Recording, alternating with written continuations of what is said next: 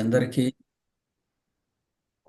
తృప్తికరమైన క్రైస్తవ జీవితము, పరిపూర్ణమైన ఆనందము ఆధ్యాత్మిక జీవితంలో మీ అందరికీ కలుగునుగాక.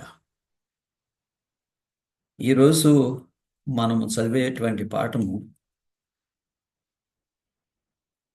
మన సెవెంత్ డే అడ్వెంటిస్ట్ సిద్ధాంతాల్లో మూడవ సిద్ధాంతము, దేవుని కుమారుడైన యేసుక్రీస్తు, లేక ఇంగ్లీష్లో God the son of God.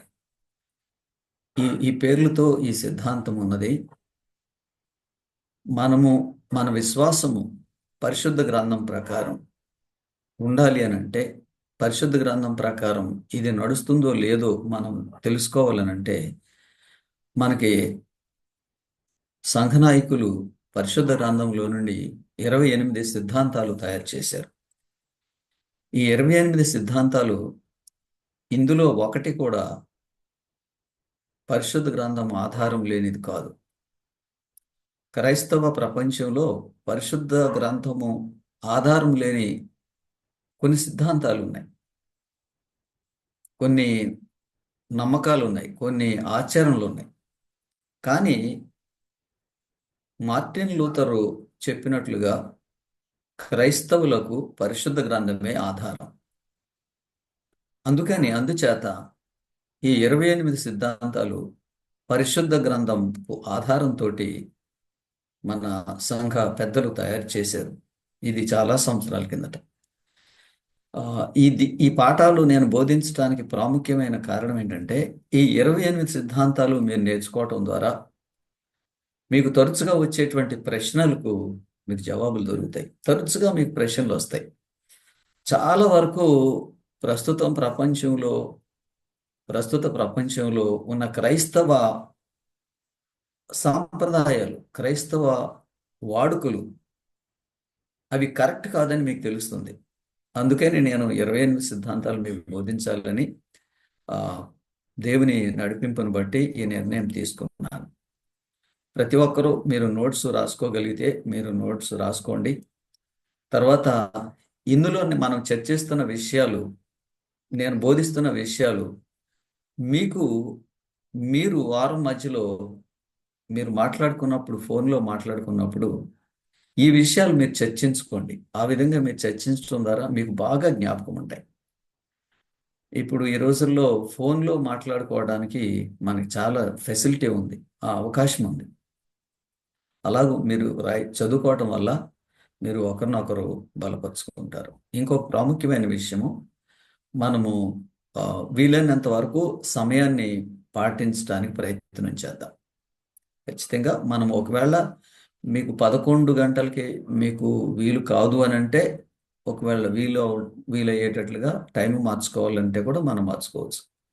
కానీ నా సలహా ఏంటంటే, మనము టైం నిశ్చయించుకున్న తర్వాత దానిని అనుసరిద్దాం. తర్వాత కొంతమంది మనుషులు వచ్చేదాకా మనం కీర్తన పాడదాము అనేది జూమ్ కార్యక్రమం కాదు. జూమ్లో మనం ఏ టైం కనుక్కుంటామో ఆ టైంకే మనం పాఠము మొదలు పెడతాం. ఎందుకంటే కీర్తనలు పాడి ఇతరులు వచ్చే వరకు వెయిట్ చేసేటువంటి సిస్టమ్ జూమ్లో ఉండదు. సో కాబట్టి దయచేసి మీరు అందరూ గ్రహించండి. మీ అందరి దగ్గర వాచ్లు ఉన్నాయి, గడియారాలు ఉన్నాయి. మీ సెల్ ఫోన్లో ఉంటుంది టైము, తర్వాత మీ చేతిలో గడియారంలో ఉంటుంది. టైం ఫాలో అవ్వండి. సో దాని ద్వారా మనం ఎక్కువ నేర్చుకోగలుగుతాం కూడా. కొన్నిసార్లు ఆలస్యం అయిపోయింది అనుకోండి, నేను మొదలు పెట్టడం, అప్పుడు ఏమవుతుందంటే నేను టైం కాపాల్సి వస్తుంది, మనం అనుకున్న అంశాన్ని పూర్తి చేయలేం. కాబట్టి మీరు శ్రద్ధ వహించి కాలాన్ని మీరు పాటించాల్సిందిగా మీకు మనవి చేస్తున్నాను. ఈరోజు మనం చదివేటువంటి పాఠం యొక్క మూల వాక్యం, అంటే మూల తలంపు, కుమారుడు. తండ్రి అయిన దేవుడు, కుమారుడైన దేవుడు, పరిశుద్ధాత్ముడైన దేవుడు. అందులో తండ్రి అయిన దేవుడి గురించి పోయిన వారం మనం చదువుకున్నాము. ఇప్పుడు ఈరోజు మన పాఠము కుమారుడైన దేవుడి గురించి మనం చదువుకుంటాం. కుమారుడు యేసు క్రీస్తు, యేసు మెస్సయ, రక్షకుడు. ఈ మాటలన్నీ యేసుక్రీస్తుకే వర్తిస్తాయి. ఇంకా కొంచెం హయ్యర్ లెవెల్ థియాలజీ అయితే యేసుక్రీస్తు ప్రధాన యాజకుడు, యేసుక్రీస్తు న్యాయాధిపతి, యేసుక్రీస్తు సృష్టికర్త. ఇవన్నీ కొంచెం హయ్యర్ లెవెల్ థియాలజీలో మనం నేర్చుకుంటాం. ఇప్పుడు ఇది మనకి ఫస్ట్ లెవెల్. ఈ ఫస్ట్ లెవెల్లో యేసుక్రీస్తు వారు దేవుని కుమారుడు అనేటువంటి వాక్యాన్ని మనం చదువుకుందాం. యెషయా గ్రంథము 9వ అధ్యాయము 6వ వాక్యం. యెషయా గ్రంథము 9వ అధ్యాయము 6వ వాక్యం చదవండి. ఏలయనగా ఎలయనగా మనకు శిశువు పుట్టెను, మనకు శిశువు పుట్టెను, మనకు కుమారుడు మనకు అనుగ్రహింపబడెను. కుమారుడు అనుగ్రహింపబడెను. ఆయన ఆయన భుజము మీద భుజం మీద రాజ్యభారం ఉండును. రాజ్యభారం ఉండెను. ఆశ్చర్యకరుడు, ఆశ్చర్యకరుడు, ఆలోచనకర్త, ఆలోచనకర్త, బలవంతుడైన దేవుడు, బలవంతుడైన దేవుడు, నిత్యుడగు తండ్రి, నిత్యుడగు తండ్రి, సమాధానకర్తయగు అధిపతి సమాధానకర్తయగు అధిపతి అని అని అని అని అతనికి పేరు పెట్టబడెను. నీకు పేరు పెట్టబడిను. ప్రపంచంలో దేవుళ్ళని పిలువబడ్డ ఏ వ్యక్తికి కూడా ఇన్ని విధాలుగా వివరణ లేదండి ఆ దేవుడి గురించి. ఇది చాలా అద్భుతం. దీనిలో ముందు కుమారుడితోటి ప్రారంభించాడు. క్రీస్తు పుట్టకపూర్వము దాదాపు 700 సంవత్సరాలకు ముందు ఈ యెషయా అనేటువంటి ప్రవక్త ఆయన ఆయన ఆయన గూర్చి పుట్టబోయేటువంటి యేసుక్రీస్తు గూర్చి ప్రవచించాడు. ఆయన అంటాడు, మనకు కుమారుడు అనుగ్రహింపబడును. అంటే దేవుడు నరుడుగా ఈ భూమి మీదకి రాబోతున్నాడు. నరుడుగా ఆయన ఈ భూమి మీదకి రాబోతున్న ఈ సమయంలో, ఆ కాలంలో ఆయన ఆయన్ని దేవుణ్ణి మనకు కుమారుడిగా పరిచయం చేస్తున్నాడు. నరావతారంలో రాబోతున్న యేసుక్రీస్తు ఆయన జన్మిస్తాడు. ఆయన మానవుడిగా జన్మిస్తాడు. అందుచేత ఈ కుమారుడు అనేటువంటి మాట, ఈ కుమారుడు అనేటువంటి ఉద్దేశం యేసుక్రీస్తు వారికి వర్తిస్తుంది. ఆయన భుజము మీద రాజ్యభారం ఉండేది. ఆశ్చర్యకరుడు. చాలా సందర్భాల్లో యేసుక్రీస్తు వారు మాట్లాడితే విన్నవాళ్ళు ఆశ్చర్యపోయారు. ఆలోచనకర్త. ఇది చాలా గొప్ప మాట, ఆలోచన. మనము ఆలోచన తక్కువ అవటం చేతే తప్పులు చేస్తాం. మన ఆలోచన కరెక్ట్ కాకపోతే తప్పు నిర్ణయం తీసుకుంటాము. దాంతో చాలా మనం శ్రమ పడతాం. అందుకనే ఆలోచన అనేది దేవుని ప్రజలైన క్రైస్తవులకు, దేవుని ప్రజలకు అది వర్తిస్తుంది. ఆలోచించేటువంటి బలము, శక్తి క్రైస్తవులకు క్రీస్తు ద్వారా కలుగుతుంది. బలవంతుడైన దేవుడు, నిత్యుడగు తండ్రి, సమాధానకర్త యగు అధిపతి అని అతని పేర్లు. ఎన్ని పేర్లు పెట్టాడండి ఒక్క వాక్యంలో. కానీ ఈరోజు మనం చదువుతున్న మాట కుమారుడు. 2 వాక్యాల్లో తప్ప, మనం చదివేటువంటి ఈ వాక్యాల్లో 2 వాక్యాల్లో తప్ప ప్రతి వాక్యంలో కుమారుడు అనే మాట ఉంటుంది. ప్రతి వాక్యంలో. ఇది పాత నిబంధన గ్రంథము రెఫరెన్స్. చాలా మందికి కుమారుడు క్రొత్త నిబంధనలోనే పరిచయం అయ్యాడని అనుకుంటారు. కానీ పాత నిబంధనలో యేసుక్రీస్తు వారి గురించి యెషయా చెప్పిన ప్రవచనంలో ఆయన కుమారుడు అనే మాట ఉపయోగించాడు. కారణం ఏంటంటే ఆయన నరుడుగా జన్మిస్తున్నాడు కాబట్టి ఆయన కుమారుడు అనేటువంటి మాట ఆయన గురించి చెప్పబడింది. తర్వాత ఈ కుమారుడు అనే మాట మన రక్షణకి ఎలా ఉపయోగపడుతుందంటే, నరావతారిగా వచ్చిన యేసుక్రీస్తు లేక నరావతారిగా వచ్చిన దేవుని కుమారుడు, ఆయన మెస్సయ్య అని అంగీకరించడం వల్ల మనకు రక్షణ కలుగుతుంది. అందుకని కుమారుడు అనేటువంటి మాట చాలా ప్రాముఖ్యం, చాలా శ్రేష్టం. ఇప్పుడు హెబ్రీయులకు రాసిన పత్రిక 1వ అధ్యాయము 2వ వాక్యం చదువుదాం. ఏలయనగా నీవు నా కుమారుడవు. నీవు నా కుమారుడు. చాలండి. ఎవరు ఈ మాటలు చెప్తున్నారు? తండ్రి అయిన దేవుడు చెప్తున్నాడు, నీవు నా కుమారుడవు. వాక్యంలో మనకి ఎంతవరకు కావాలో అంతవరకే చదువుదాము. అవసరం లేనిది మనకి ఇప్పుడు వర్తించిన మాటలు ఆ వాక్యంలో మనం పట్టించుకోవద్దు. దేవుడు అంటున్నాడు, నీవు నా కుమారుడు. యేసుక్రీస్తు వారు ఒక స్త్రీకి జన్మించారు, కానీ ఆయన మానవ సంబంధమైన జన్మ కాదు ఆయన జన్మించింది. ఈయన దైవ సంబంధమైన జన్మ. ఆయన దైవ సంబంధమైన జన్మ, దైవ సంబంధమైన మనిషి, దైవ సంబంధమైన జన్మ కాబట్టి మానవుల సంపర్కం వలన పుట్టినవాడు కాదు. అందుకనే ఈయనకి మనం ఏమంటామంటే దేవుని కుమారుడు అంటాం. నీవు నా కుమారుడు అని ఎవరు అంటున్నారు? దేవుడు అంటున్నాడు, నీవు నా కుమారుడు. మరి హెబ్రీయులకు రాసిన పత్రిక 1వ అధ్యాయము 2వ వాక్యం చదవండి.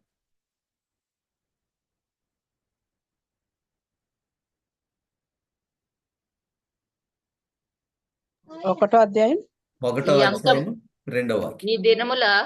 ఈ దినముల అంతమందు కుమారుని ద్వారా మనతో మాట్లాడెను. అంటే చివరి కాలంలో దేవుడు, అంటే చివరి కాలం అంటే రక్షణ ఏర్పాటుకి సార్ అమ్మా అధ్యాయం సార్ అధ్యాయము హెబ్రీ 1:2 చదువుతున్నారు ఎవరో కుమారి చదువుతున్నారు కదా, చదవండి. ఈ దినముల అంతమందు కుమారుని ద్వారా మనతో మాట్లాడెను. ఆయన ఆ కుమారుణ్ణి సమస్తమునకును వారసునిగా నియమించెను. కుమారుని ద్వారా చాలా అది కూడా చదవండి. ఆయన ద్వారా ప్రపంచములను నిర్మించెను. దీనిలో మూడు ప్రాముఖ్యమైన మాటలు. కుమారుని ద్వారా మనతో మాట్లాడిన మొట్టమొదటి విషయం, కుమారుని సమస్తమునకు వారసునిగా నియమించాను రెండో విషయం, మూడోది కుమారుని ద్వారా ప్రపంచములను నిర్మించాను. మనము ఆది అందు దేవుడు ఆ భూమి ఆకాశములను నిర్మించెను అనేటువంటి మాట మనకి ఎలాగ అర్థమవుతుందంటే, తండ్రి అయిన దేవుడే ఈ లోకాన్ని సృష్టించాడు అనుకుంటాం. ఆయనే సృష్టించాడు, కానీ యేసుక్రీస్తు ద్వారా. అర్థం చేసుకున్నారు? యేసుక్రీస్తు చెప్పాడు. ఇప్పుడు ఉదాహరణకి నేను ఒక పని చేయాలి, ఆ పని చేయడానికి ఒక మనిషిని పంపుతాను. నేను ఆ మనిషిని పంపి ఆ పని నేను పూర్తి చేస్తాను. ఆఖరిలో నేనేం చెప్తాను? ఆ పని నేను చేశానని చెప్తాను. అవునంటారా? అలానే తండ్రి అయిన దేవుడు కుమారుడైన యేసుక్రీస్తును ఈ పని చేయటానికి నియమించి ఈ పని అంతా ఆయన ద్వారా చేశాడు. మరలా అంటున్నాడు, ఆది అందు దేవుడు భూమి ఆకాశములను సృజించెను. కాబట్టి సృష్టి దగ్గరికి వచ్చినప్పుడు దేవుడు కుమారుడు ద్వారా చేశాడని చెప్పాడు. ఈ వాక్యం మరలా చూద్దాం చూడండి. కుమారుని ద్వారా మనతో మాట్లాడాను. చూడండి, యేసుక్రీస్తు ద్వారా మనతో మాట్లాడాడు. అంటే ఈ లోకము పుట్టింది మొదలుకొని ఈ లోకంలో ఉన్న మనుషులతోటి మాట్లాడింది యేసుక్రీస్తు. సో ఈ లోకంలో ఉన్న మనుషులతోటి మాట్లాడింది యేసుక్రీస్తు. అంటాడు ఆయన ద్వారా మనతో మాట్లాడాడు అంటాడు. ఆయన కుమారుని వారసునిగా నియమించాను. ఆ తర్వాత ఆయన ద్వారా ప్రపంచములను నిర్మించెను. కాబట్టి కుమారుడు అనేటువంటి మాట ఈ వాక్యంలో దేవుని కుమారుడని చెప్పడం ఒకటే కాకుండా, ఆయన సమస్తము ప్రపంచమంతా కూడా ఆయన స్వాధీనంలో ఉందని, రెండవది ఆయన ఈ లోకాన్ని సృష్టించాడని, ఆయన ద్వారా దేవుడు ఈ లోకాన్ని సృష్టించాడని చెప్తారు. కాబట్టి తండ్రి అయిన ఆది అందు దేవుడు భూమి ఆకాశములను సృజించాను అని అంటే దాని అర్థము ఆయన సృష్టికి ఆయనే ఆధారము, కానీ తన కుమారుడు ద్వారా ఈ లోకాన్ని సృష్టించాడు. చాలా ఇంట్రెస్టింగ్. సో కాబట్టి కుమారుణ్ణి ఆయన సమస్తమునకు వారసుగా నియమించారు. వండర్ఫుల్. కాబట్టి తండ్రి అయిన దేవుడు, కుమారుడైన దేవుడు. సరే, ఇప్పుడు కుమారుడైన దేవుడి గురించి ఆయన పని ఏమిటి, ఆయన తత్వం ఏంటి, ఆయన బాధ్యతలు ఏంటి, ఆయన మహిమ ఏమిటి, వీటన్నిటిని మనం ఒక్కొక్కటి నేర్చుకుందాం. ఇప్పుడు హెబ్రీయులకు రాసిన పత్రిక 1వ అధ్యాయం 8వ వాక్యం. ఈ వాక్యం చదవటానికి ఎవరు నిర్ణయింపబడ్డారో వారు దయచేసి చదవండి. కానీ అయితే దేవా సింహాసనము, నీ సింహాసనం ఎవరి గురించి అని చెప్తున్నాడమ్మా? ఈ మాట ముందేమన్నాడు? కుమారుని గురించి అయితే అది సంగతి. కుమారుని గురించి మరలా మనం చదువుతున్న మాటలన్నిటిలో దేవుని కృప చేత ఈ కుమారుడు అనేటువంటి మాటలే మనం చదువుతున్నాం. సో కుమారుడు అనే పదంకి ఇన్ని వాక్యాలు ఉన్నాయా బైబిల్లో అని మనము ఆశ్చర్యపోతాం. ఉన్నాయి, వాక్యాలు ఉన్నాయి. యేసుక్రీస్తు గురించి కుమారుని గురించి ఏమన్నాడంటే, దేవా నీ సింహాసనము నీ సింహాసనము నిరంతరము నిలిచినది, నిలుచున్నది, నీ నీ రాజదండము రాజదండము. న్యాయార్థమైనది. చాలా అక్కడ వరకు చూడండి. కుమారుడు గురించి అంటున్నాడు, దేవా నీ సింహాసనము నిరంతరము నిలుచున్నది. కాబట్టి ఆయనే సృష్టికర్త, ఆయనే పరిపాలకుడు, ఆయనే అధికారి, ఆయనే న్యాయాధిపతి. తరచుగా ఈ ప్రపంచంలో అన్యాయం జరగటం మనం చూస్తాం కదా. మనకు అన్యాయం జరుగుతుంది సహజంగా.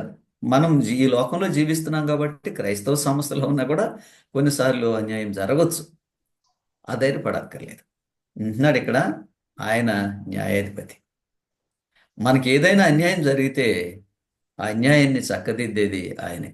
అందుకని ఈ ఏదైనా ఒకటి అన్యాయం జరుగుతుంది అని మనం కంగారు పడవలసిన అవసరం లేదు. ఈ లోకంలో, ఈ లోకాన్ని నడిపించే దేవుడు మన రక్షకుడు, లేకపోతే ఆయన పోషకుడు, ఆయనే దేవుడు. కాబట్టి అన్యాయాన్ని న్యాయంగా మారుస్తాడు. తర్వాత వాక్యము మార్కు సువార్త 1:1.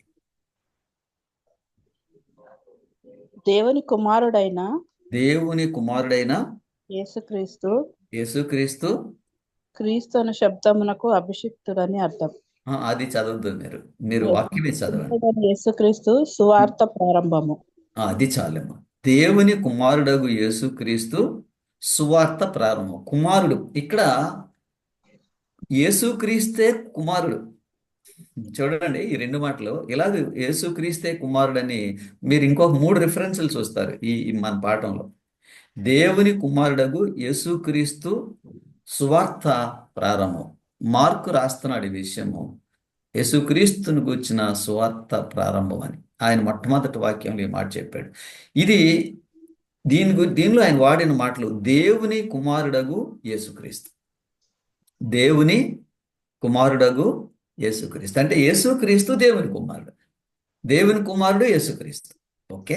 తర్వాత మత్తయి సువార్త 4:3. ఆ శోధకుడు ఆయన యొద్దకు వచ్చి నీవు దేవుని కుమారుడవైతే నీవు దేవుని కుమారుడు అయితే చాలు. ఆయన ఏం చెప్తున్నాడు అంటే, నువ్వు దేవుని కుమారుడు అయితే అనే మాట ఎందుకు ఉపయోగిస్తున్నాడు సాతానుడు తెలుసా? ఇక్కడ యేసుక్రీస్తు వారు తన దైవత్వాన్ని ఉపయోగించటానికి శోధిస్తున్నాడు. దేవుని కుమారుడు అయితే, సో యేసుక్రీస్తు అయితే నేను దేవుని కుమారుడిని కాదేమో అనేటువంటి సందేహం ఆయనకు కలిగేలాగా, అవ్వకి కూడా శోధించినప్పుడు ఆమె సందేహం కలిగేలాగా ప్రయత్నం చేశాడు. సందేహం అనేది సహజంగా మానవుల్లో వచ్చేటువంటి ఏమంటారు సమస్య. అది ఫీలింగ్, భావం. దానివల్ల అది అభివృద్ధి అయితే చెడుకి మనుషులను నడిపించవచ్చు. కాబట్టి ఇక్కడ ఈ సందేహాన్ని అతడు యేసుక్రీస్తులో పుట్టించడానికి ప్రయత్నం చేస్తున్నాడు. నీవు దేవుని కుమారుడు అయితే, నేను దేవుని కుమారుడు అవునో కాదో అనేటువంటి సందేహం ఆయన మనసులో కలిగించేలాగా ఈ మాటలు అంటున్నాడు. తర్వాత వాక్యం మార్కు సువార్త 3:11. అపవిత్రాత్మలు పట్టినవారు ఆయనను చూడగానే ఆయన ఎదుట సాగిలపడి నీవు దేవుని కుమారుడవని చెప్పుచు కేకలు వేసి. ఎంత ఆశ్చర్యం అండి. ఏం జరిగిందంటే, ఏమైంది ఇప్పుడు? అపవిత్రాత్మ పట్టినవాడు అంటే మనం సాధారణంగా మన లాంగ్వేజ్లో ఏమంటామంటే దయ్యం పట్టినవాడు. అపవిత్రాత్మ పట్టినవాడు యేసుక్రీస్తు వారిని చూచి మాట్లాడుతున్నాడు, నీవు దేవుని కుమారుడు. కానీ యేసుక్రీస్తుని గుర్తించడంలో ఈ సాతానుతో ఉన్న దూతలు ఉన్నారే, వాళ్ళు చాలా బాగా గుర్తించగలుగుతారు. సో అందుకే చెప్తున్నారు, నీవు దేవుని కుమారుడు అని కేకలు వేశారు. అంటే దయ్యం కూడా యేసు ప్రభువుని గుర్తించగలుగుతుంది. కానీ నాకు ఒక ఆశ్చర్యమైన విషయం ఏంటంటే, ఈ సువార్త ఎంతగా ప్రకటింపబడ్డప్పటికీ, ఇంత ఎక్కువగా బోధింపబడ్డప్పటికీ, కోట్ల మనుషులకు యేసుక్రీస్తు దేవుని కుమారుడు అనేటువంటి అవగాహన కలగట్లేదు. ఇది కొంచెం ఆశ్చర్యం. దానికి కారణం ఏంటంటే, వారు ఆ విషయాన్ని నేర్చుకోవాలని, తెలుసుకోవాలని, దాన్ని అనుసరించాలని కోరుకోవట్లేదు. అందుకే వాళ్ళకి బయలుపరచబడలేదు. కానీ ఇక్కడ అపవిత్రాత్మ పట్టినవాడు అంటున్నాడు, నీవు దేవుని కుమారుడు. తర్వాత వాక్యము మార్కు సువార్త 5, 6, 7 2 వాక్యాలు చదవండి. వాడు దూరం నుండి వాడు దూరం నుండి యేసును చూచి పరిగెత్తుకొని వచ్చి ఆయనకు నమస్కారం చేసి యేసు సర్వోన్నతుడైన దేవుని కుమారుడా, సర్వోన్నతుడగు దేవుని కుమారుడా, నాతో నీకేమి. ఈయన అంటున్నాడు, సర్వోన్నతుడగు దేవుని కుమారుడు. ఇతను పరిగెత్తుకుని వచ్చాడు దూరం నుండి, ఆయనకు నమస్కారం చేశాడు. అయితే ఈ ఈ ఈ అతనిలో ఉన్న దయ్యంకి, లేకపోతే దురాత్మకి యేసుక్రీస్తు దేవుడు అని తెలుసు. ఇది తరచుగా నన్ను చాలా ఆశ్చర్యపరుస్తుంది. దయ్యం పట్టిన మనిషికి, లేకపోతే ఆ దయ్యానికి లోకరక్షకుడు ఎవరో తెలుసు. ఆ తర్వాత ఆ ముందు చెప్పాడు కదా, నీవు దేవుని కుమారుడు అని. ఇది దేవుని కుమారుడు, లోకరక్షకుడు అయిన యేసుక్రీస్తు దేవుని కుమారుడు అనే విషయం దయ్యాలకు కూడా తెలుసు. అయితే తర్వాత 7వ వాక్యంలో ఆయనకు నమస్కారం చేశాడని చెప్పాడు. మీకు ఒక రిఫరెన్స్ చెప్తాను. సాధారణంగా మనుషులు ఈ దయ్యాలకి భయపడతారు. వాటికి ఎక్కువ శక్తి ఉందేమో అని అనుకుంటారు. వాళ్ళకి ఏమైనా పనులు జరగకపోతే ఈ దయ్యాలను సంప్రదిస్తారు. శకునం చెప్పడానికి, సోది చెప్పడానికి, తంత్రం చేయడానికి వీటిని సంప్రదిస్తారు. అయితే వాక్యంలో ఏం చెప్పబడిందంటే, ఈ శక్తులు కూడా యేసుక్రీస్తుకి ఆరాధన చేస్తారు. వాక్యం చెప్తాను, ఇది మన పాఠంలో వాక్యం కాదు, మీకు అవగాహన కొరకు ఈ మాటలు చెప్తున్నాను. కీర్తనలు 97:7. కీర్తనలు 97:7 ఎవరైనా సరే చదవండి. వ్యర్థ విగ్రహములను బట్టి అతిశయపడుచు చెక్కిన ప్రతిమలను పూజించు వారందరూ సిగ్గుపడుదురు. సకల దేవతలు ఆయనకు నమస్కారము చేయను. వండర్ఫుల్ అండి. హిందూ బ్యాక్గ్రౌండ్ నుంచి వచ్చిన వాళ్ళు కానీ, లేకపోతే అంతకుముందు ఈ అన్య దేవత ఆరాధన చేసేవాళ్ళు కానీ, మనం భయపడవలసిన అవసరం లేదండి. వాటికి తెలుసు.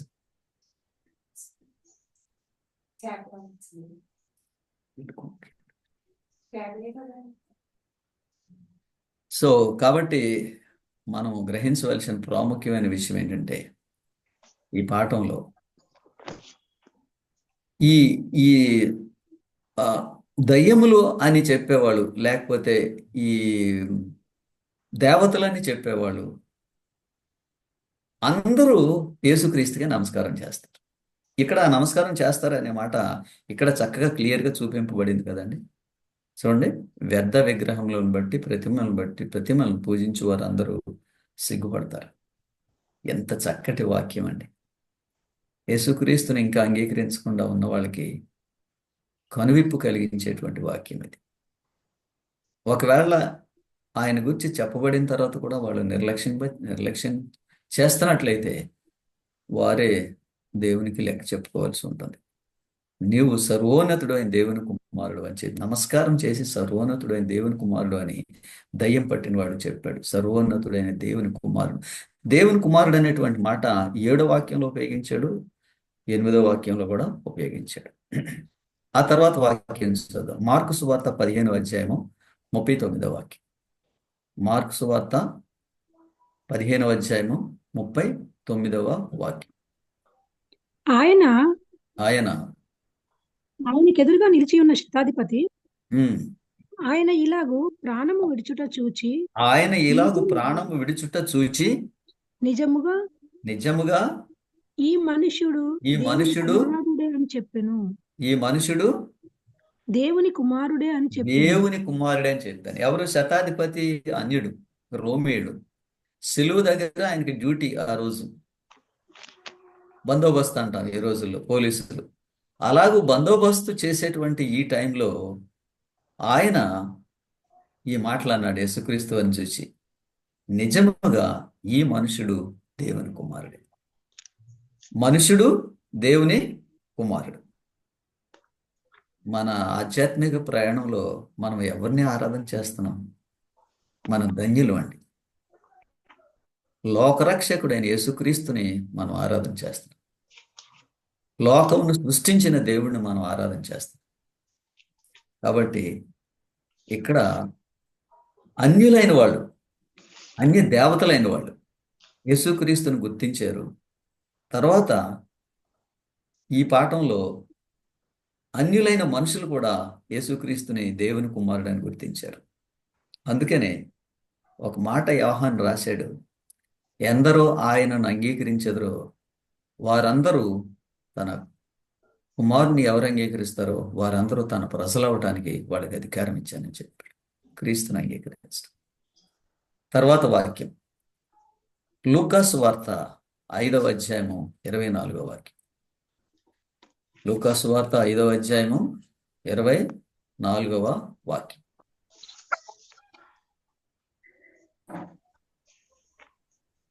చదవండి. అయితే పాపములు క్షమించుటకు భూమి మీద మనుష్య కుమారునికి అధికారము కలదు. మనుష్య కుమారునికి అధికారం కలదు. వండర్ఫుల్ గా చెప్పాడండి. మనుష్య కుమారుడు అంటే యేసుక్రీస్తుని మనుష్య కుమారుడు అని పిలిచారు కదా, నరుడుగా జన్మించాడు కాబట్టి కుమారుడు అనేటువంటి మాట మనం చదువుతున్నాం. దీనిలో ఆయన నరుడుగా ఈ భూమి మీద జన్మించినప్పటికీ ఆయనకి పాపములు క్షమించే అధికారం ఉందని చెప్పాడు. ఆయన దేవుడు కాబట్టి పాపములు క్షమించే అధికారం ఆయనకు ఉంది.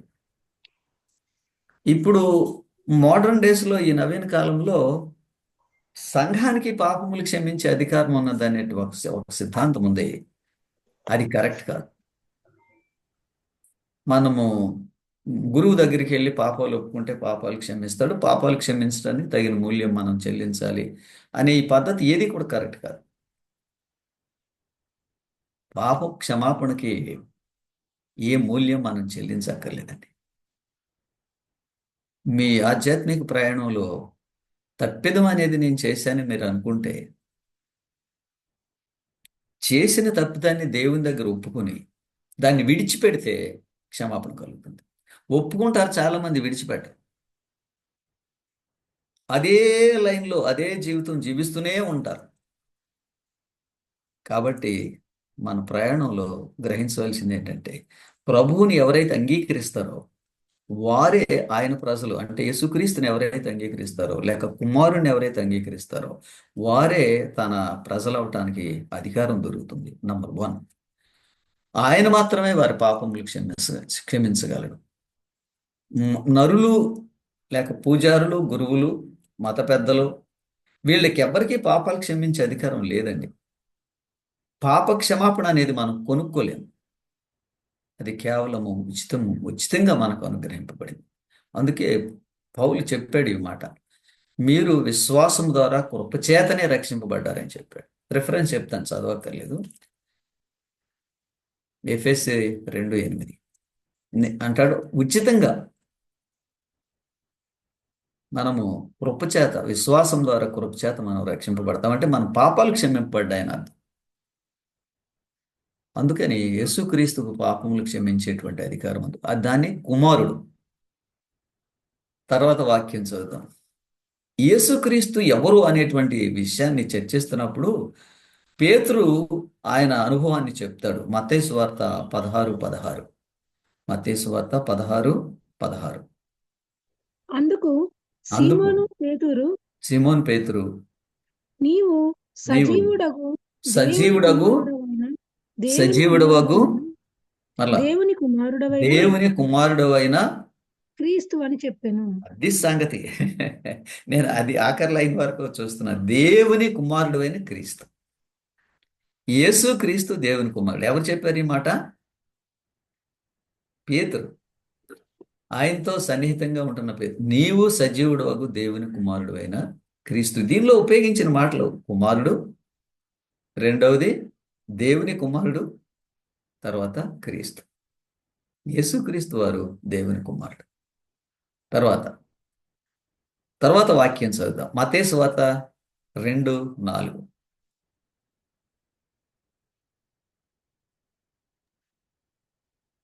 కాబట్టి ఉమ్, రాజు ఉమ్, ప్రధాన యాజకులను ఉమ్, ప్రజలలో నుండి శాస్త్రులను అందరినీ సమకూర్చి ఉమ్. క్రీస్తు ఎక్కడ పుట్టునని వారిని అడిగాను. కనీసం ఈ రాజు కూడా అదే మాట, క్రీస్తు అనే మాట ఉపయోగిస్తున్నాడు చూడండి. రాజు కూడా క్రీస్తు అనే మాట ఉపయోగిస్తున్నాడు. వాళ్ళు ఈ క్రీస్తు అనే మాట ఆయన అడగక ముందు ఆ వచ్చిన జ్ఞానులు ఏమడిగారు? యూదులకు రాజుగా పుట్టినవాడు ఎక్కడ ఉన్నాడు అని అడిగారు కదా. మనకు తెలుసా వాక్యం. ఈ మత్తయి సువార్తలోనే 2వ అధ్యాయం 1 నుంచి చదువుకుంటే ఉందన్నమాట.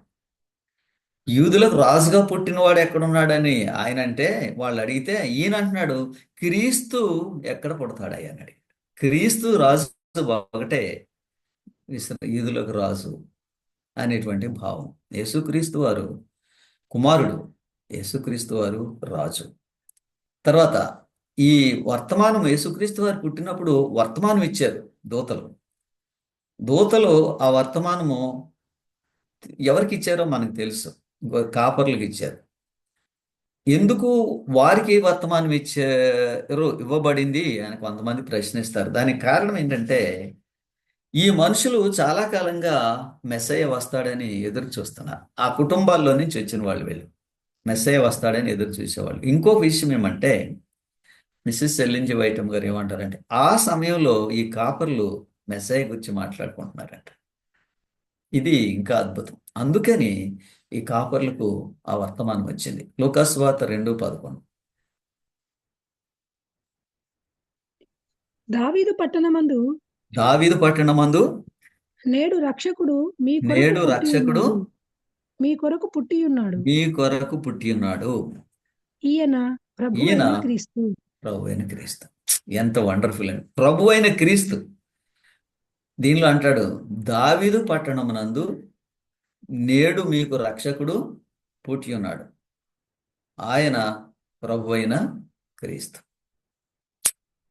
మనం చదువుతున్న వాక్యాలు ఎంత అద్భుతంగా ఉంటాయో. మనం ప్రతిరోజు చదువుతాం వీటిని, కానీ ఈ విధంగా వాటిని మన అవగాహనలోకి రావు. కానీ ఈయనే ప్రభు అయిన క్రీస్తు అని చెప్పాడు. తర్వాత యేసుక్రీస్తు గురించి, కుమారుడు గురించి యోహాను సువార్త 4:25. అద్భుతమైన వాక్యం అండి ఇది.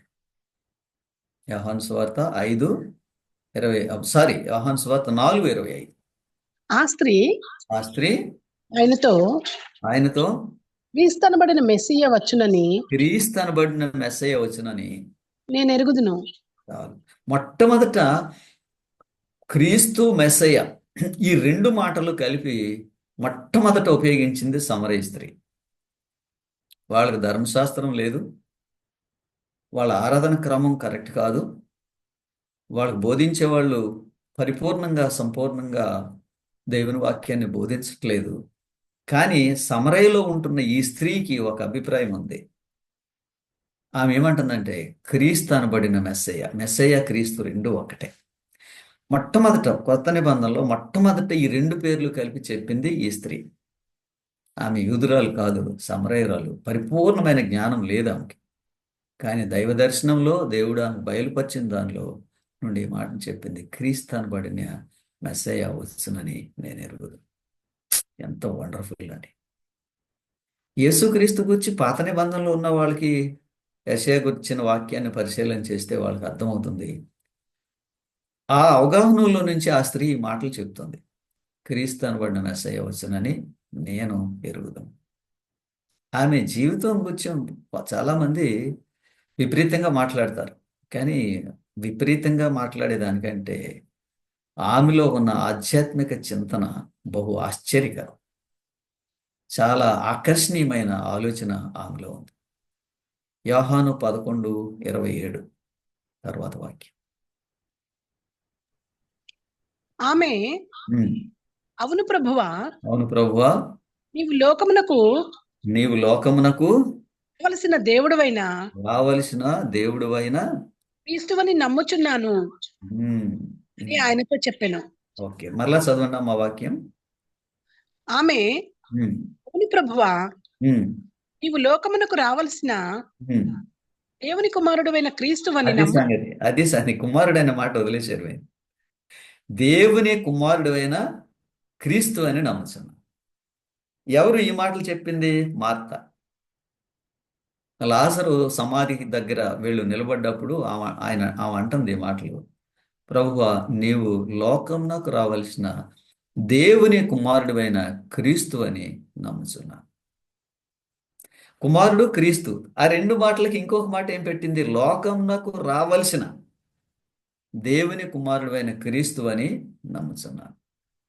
కాబట్టి ఈ వాక్యంలో మనం ఏం చూస్తామంటే, ఈ లేఖన భాగాల్ని ఒక్కొక్క దాన్ని కొన్ని పుష్పాలు తీసుకుని దాన్ని ఒక దండగా చేస్తే ఎలాగూ పరిమళం వస్తుందో, అలాగూ ఈ వాక్యాలన్నీ కలిపి ఒక చోట ఉంచితే మనకి ఎంతో ఆశ్చర్యకరమైన జ్ఞానం కలుగుతుంది ఆయన కుమారుడు గురించి.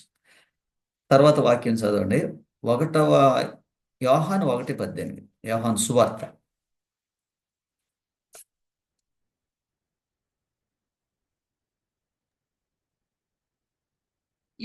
ఎవడను ఉమ్, ఎప్పుడైనను ఉమ్. దేవునిని చూడలేదు, ఎవడును ఎప్పుడునూ దేవునిని చూడలేదు. తండ్రి రొమ్ముననున్న తండ్రి రొమ్ముననున్న అద్వితీయ కుమారుడే అద్వితీయ కుమారుడే ఆయనను బయలుపరచను. ఆయనను బయలుపరచను. కుమారుడు అనే మాట మరలా ఉపయోగించాడు. కుమారుడు ఏం చేశాడంట? తండ్రిని బయలుపరిచాడంట. ఇది వాస్తవం. డీపర్ థియాలజీలో ఏం చెప్తామంటే, యేసుక్రీస్తు ఈ భూమి మీద జన్మించింది దేవుడు ఎవరో లోకానికి తెలియచేయడానికి. దేవుని తత్వం ఏంటో, ఆయన లక్షణాలు ఏమిటో, ఆయన ఎవరో అనేది తెలియచేయడానికే యేసుక్రీస్తు నరావతారంలో జన్మించాడని ఈ థియాలజీలో ఒక ప్రాముఖ్యమైన సిద్ధాంతం. యేసుక్రీస్తు వారు తండ్రి అయిన దేవుణ్ణి బయలుపరచడానికి నరావతారిగా ఈ లోకంలో జన్మించాడు. అలాగూ కాకపోతే తండ్రి ఎలా ఉంటాడో మనకు తెలియదు. ఆయన ద్వారానే తండ్రి మనకు బయలుపరచబడతాడు. తర్వాత యోహాను సువార్త 3:16 వాక్యం మనకు అందరికీ తెలుసు, కంఠస్థం. చెప్పండి వాక్యం. దేవుడు లోకమును ఎంతో ప్రేమించాను కాగా ఆయన తన అద్వితీయ కుమారునిగా పుట్టినవాని యందు విశ్వాసముంచు ప్రతివాడును నశింపక జీవము పొందినట్లు ఆయనను అనుగ్రహించెను. వండర్ఫుల్. మరలా ఇక్కడ అద్వితీయ కుమారుడు. అద్వితీయ అంటే ఒక విషయం ఏంటంటే, రెండవ వాడు లేనివాడు. ద్వితీయుడు అంటే రెండవ వాడు, కానీ అద్వితీయుడు. ఈయన రెండవ వాడు కాదు, నంబర్ 1 అద్వితీయుడు. ఈయన వల్లే ఇంకొకడు లేడు, ఉండడు. అద్వితీయుడు, ద్వితీయుడు లేనివాడు. ఆయనే ఆదియు అంతము, సమస్తం ఆయన యేసుక్రీస్తే. అందుకే చెప్తున్నాడు అద్వితీయుడు ఆయన కుమారుడే చెప్తున్నాడు. అద్వితీయ కుమారుని యందు విశ్వాసం ఉంచువాడు నిత్యజీవం పొందినట్లు ఆయనను అనుగ్రహించాడు. యేసుక్రీస్తు వలన, ఎందుకంటే ఆయనే త్యాగం చేశారు కాబట్టి రక్షణ మార్గము ఆయన ద్వారా సంపూర్ణం.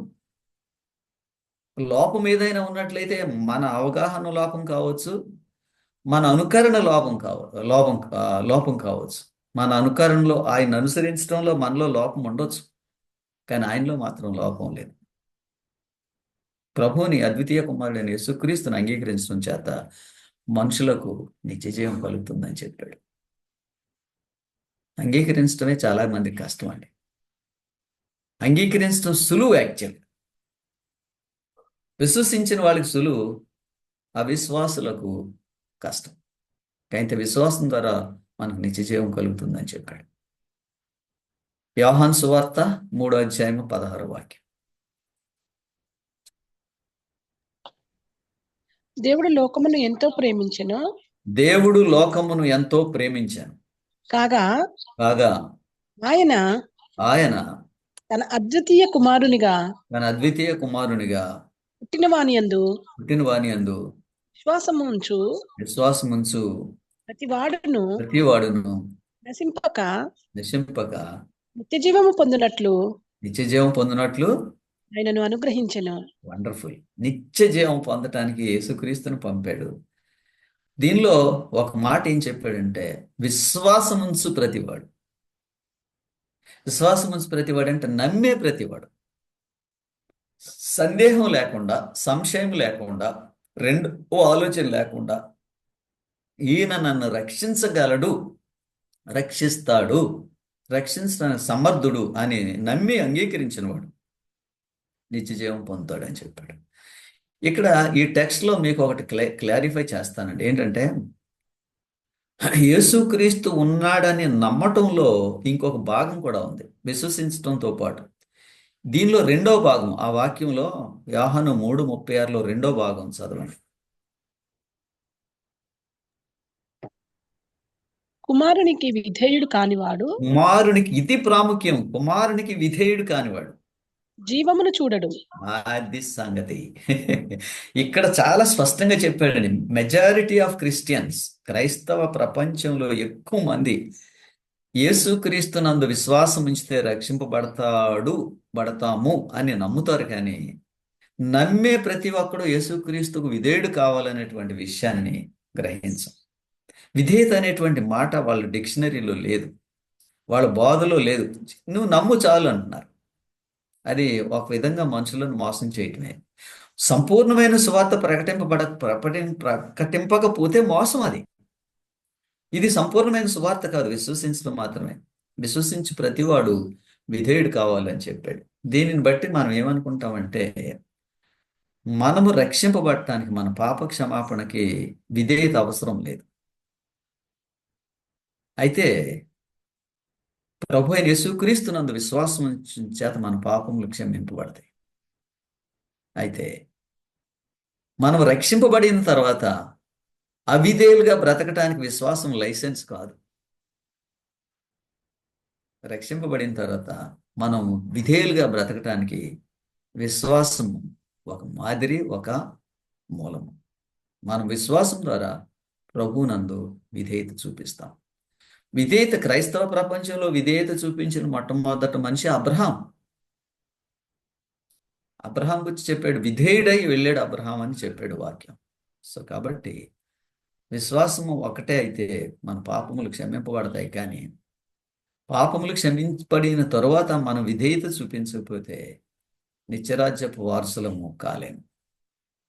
మనం అవిధేయులుగానే మిగిలిపోతాం. దేవుడు మన కొరకు సిద్ధపరుస్తున్న ఆ మహా గొప్ప పట్టణమైన నూతన యెరూషలేము బయట ఉంటాం. అవిధేయులందరూ ఆఖరిగా చివరిగా అగ్నికి ఆహుతవుతారు.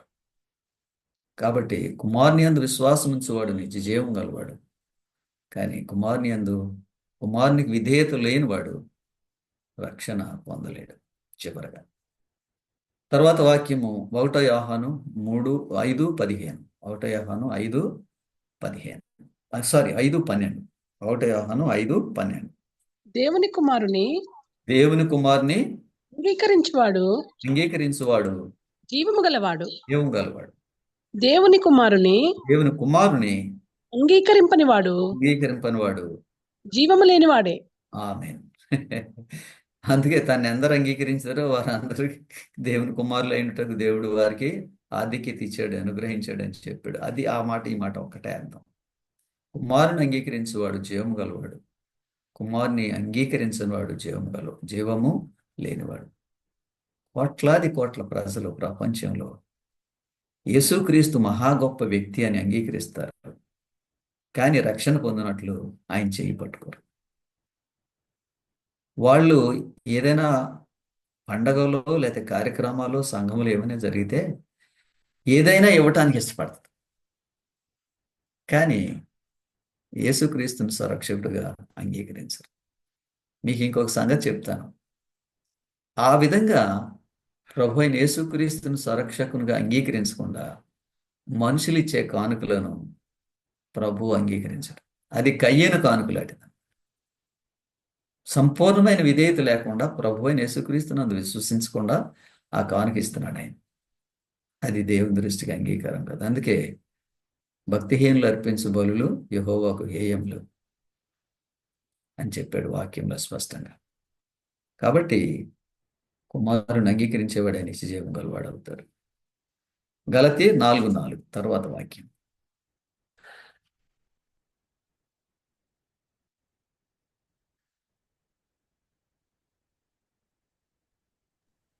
గలతీ 4:4 అయితే అయితే కాలము సంపూర్ణమైనప్పుడు దేవుడు తన కుమారుని పంపెను. ఓకే, కుమారుడు అనే మాట మరలా చూడండి. కాలం సంపూర్ణమైనప్పుడు మరలా దేవుడు తన కుమారుని పంపించాడు అని చెప్పాడు. సో అది ఈ కుమారుడు, లోకరక్షకుడు, యేసుక్రీస్తు, మెస్సయ్య, ఈ మాటలన్నిటి అర్థం ఒకటే. రాజు, రాజులకు రాజు, రాజు, ఇవన్నీ ఈ మాటలన్నీ యేసుక్రీస్తుకే వర్తిస్తాయి. ఒక మాటలో చెప్పాలంటే కుమారుడైన దేవుడుకి వర్తిస్తాయి. హెబ్రీ 5:8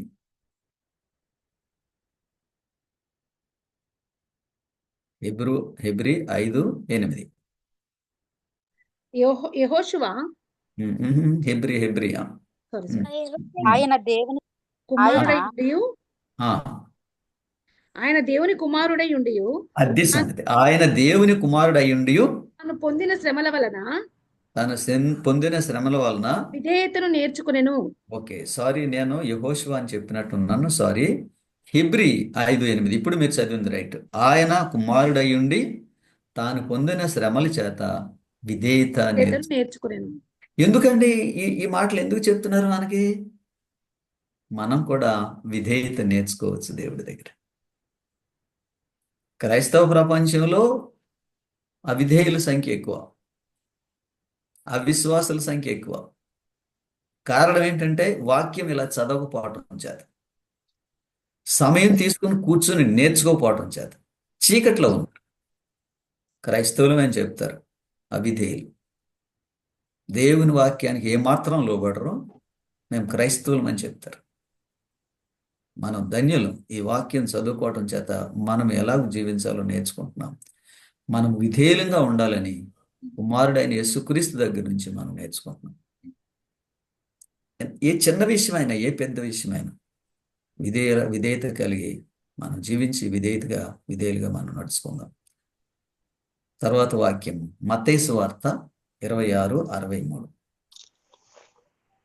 అందుకు ప్రధాన యాజకుడు ఆయనను చూచి నీవు దేవుని కుమారుడువైన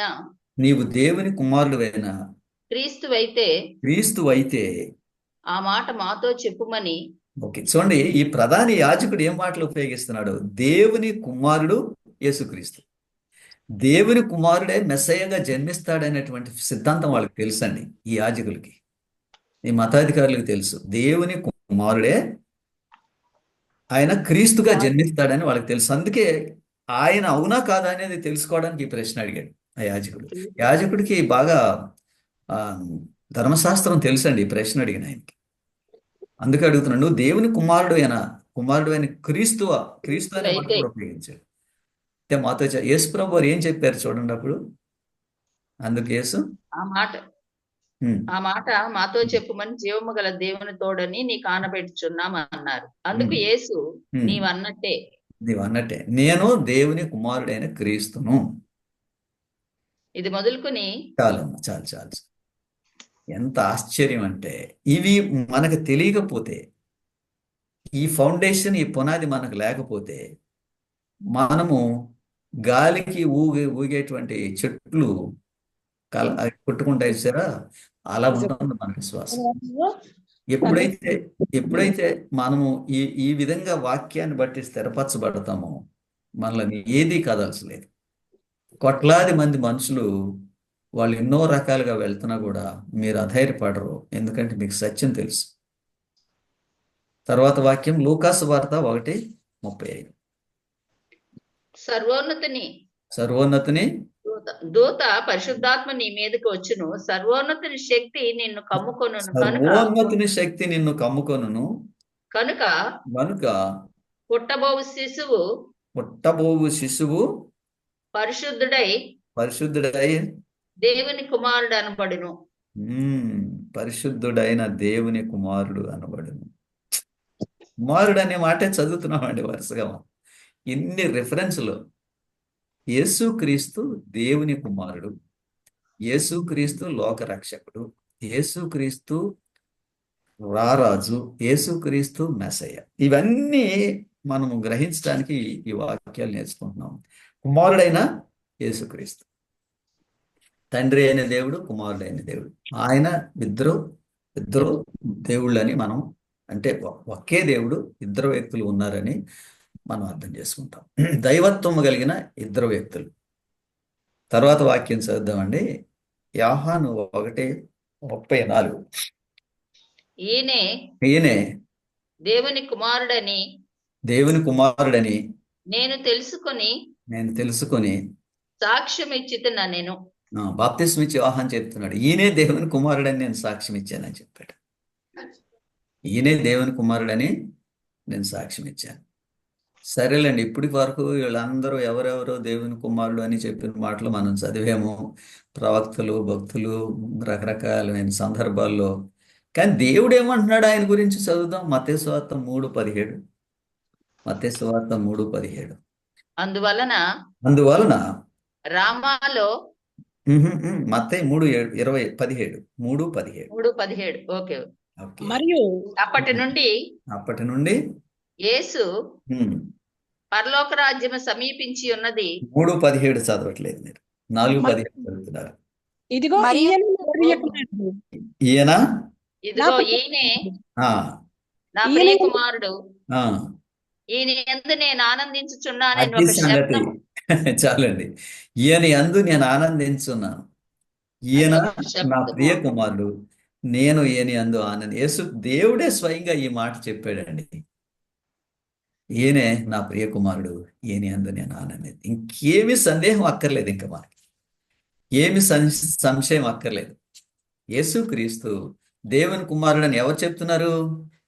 స్వయంగా దేవుడే చెప్తున్నారు. తండ్రి ఈయనే నా కుమారుడని, నా ప్రియ కుమారుడని, ఈయన యందు నేను ఆనందించున్నాను అనే మాట చెప్పాడు. ఇది 2 సార్లు ఉందండి.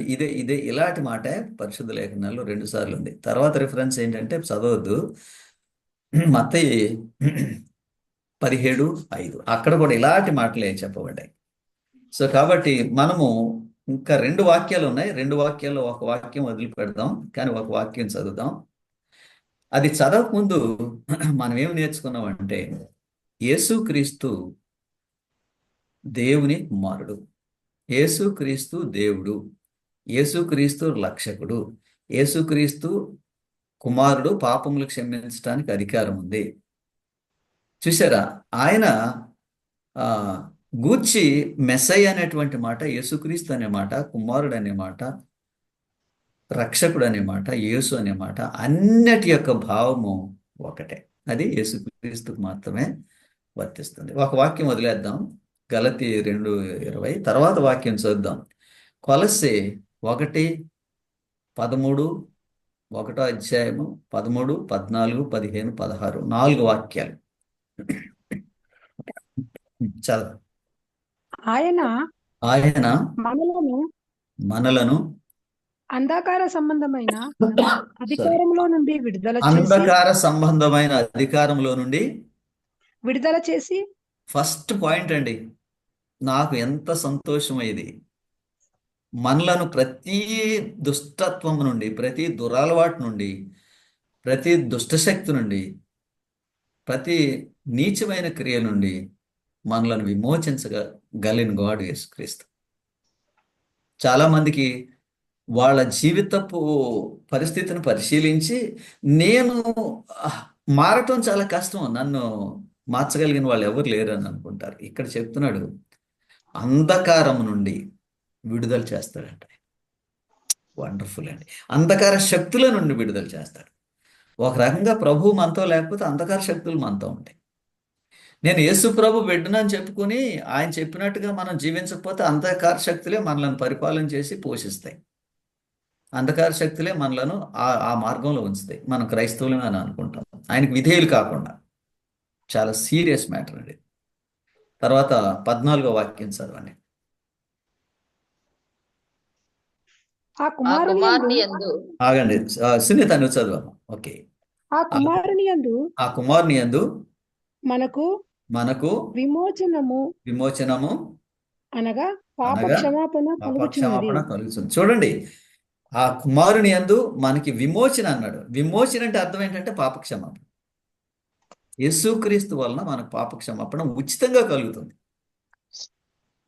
కొనుక్కునేది కాదు అది. తర్వాత 15వ వాక్యం చదవండి.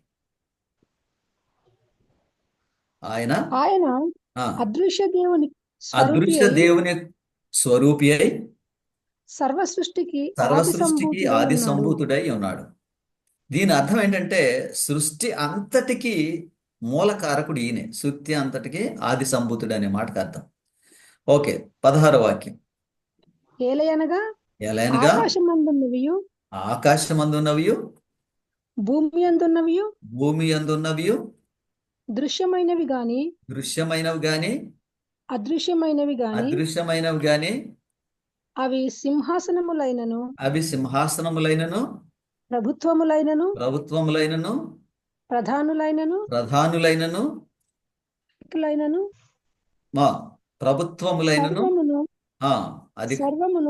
సర్వమును ఆయన యందు సృజింపబడెను. సర్వమును ఆయన ద్వారా ఆయనను బట్టి సృజింపబడెను. ఎంత వండర్ఫుల్ అండి. ఆయనకి ఒకే ఒక మాట మన పాఠంలో, ఆయనకి ఒకే ఒక మాట మనం ఉపయోగిస్తున్నాం ఈ పాఠంలో. ఎవరైనా చెప్తారా? జూమ్ లో నుంచి అన్మ్యూట్ చేసుకుని ఆ మాట ఏంటి? కుమారుడైన క్రీస్తు. Excellent, good student Vyjayanthi. So మనం ఇప్పుడు యేసుక్రీస్తు దేవుని కుమారుడు అనేటువంటి పాఠం నేర్చుకున్నాం. ఇంకా ఏ విధమైన సందేహం మనకు రావనక్కర్లేదు. మన దేవుని కుమారుడైన యేసుక్రీస్తే మన రక్షకుడు. ఈ పాఠమును దేవుడు బహుగా దీవించను గాక. మనం కరెక్ట్గా 1 అవర్ ఈ పాఠాన్ని మనం చదువుకున్నాము. ఈ పాఠం వాక్యాలు రాసుకున్న వారందరూ మధ్యలో వారంలో మరలా చర్చించండి, పరిశీలన చేయండి, ప్రార్థన చేయండి. ప్రభు అయిన యేసుక్రీస్తు ద్వారా ఈ మాటల్లో చెప్పాడు, మనకు విమోచన కలిగిస్తానన్నాడు, ఎటువంటి పరిస్థితి అయినా సరే. అలాగూ అటువంటి విశ్వాసం దేవుడు మీ అందరికీ దయచేసి మిమ్మల్ని ఆశీర్వదించను గాక. ప్రార్థన చేస్తున్నాను. అత్యున్నతమైన సింహాసనం అందు ఆసీనుడైన ప్రభువా, ఈ రోజు పాఠంలో మీ కుమారుడైన యేసుక్రీస్తును ఈ లోకమునకు పంపి మాకు విమోచన కలిగించారు తండ్రి. మేము విమోచింపబడిన వారము, కానీ అనేకమైనంత మంది క్రైస్తవులు ఇంకా వాళ్ళు బంధకాల్లో ఉన్నారు. ప్రభువా, ఈ పాఠం మేము చదువుకోవటం ద్వారా క్రీస్తు ద్వారా మాకు విమోచన కలుగుతుంది అనేటువంటి మాటలో మేము పూర్తిగా స్వతంత్రం అవుతాం. ఎటువంటి బానిసత్వం ఉన్నా, ఎటువంటి అలవాట్లు ఉన్నా, ఎటువంటి బలహీనతలు ఉన్నా, వాటన్నిటి నుంచి మమ్మల్ని విడిపించగలిగిన సమర్థుడైన దేవుడని, యేసుక్రీస్తు లోక రక్షకుడని మేము నేర్చుకున్నాం. ఈ పాఠంను బట్టి మీకు వందనాలు ప్రభువా.